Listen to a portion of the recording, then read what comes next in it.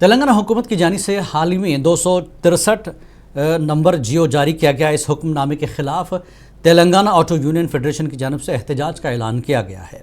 Federation के सदर मोहम्मद इब्राहिम ने बताया कि वो तेलंगाना ट्रांसपोर्ट भवन के रूबरू पुरअमन एहतजाज मुनज़्ज़म करेंगे। मोहम्मद इब्राहिम ने हुकूमत पर सख्त तनकीद करते हुए कहा कि हुकूमत जिस अंदाज में इलेक्ट्रिक ऑटो को फ़रोग़ दे रही है, इससे CNG ऑटो ड्राइवर्स और उनके ख़ानदान सड़क पर आ जाएंगे।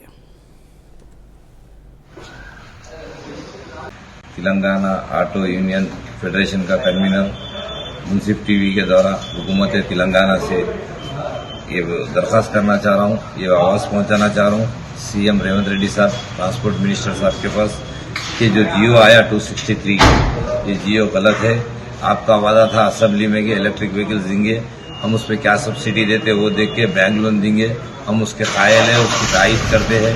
आप ये बात बोलने के बाद पूनम प्रभाकर साहब 13 मार्च को एक बजाज एक इलेक्ट्रॉनिक गाड़ी का ओपनिंग को आके वहाँ पर भी ये डिक्लेयर करेंगे हम हैदराबाद में परमिट किसी हाल इशू नहीं करेंगे। परमिट वाले भी जो लोग हैं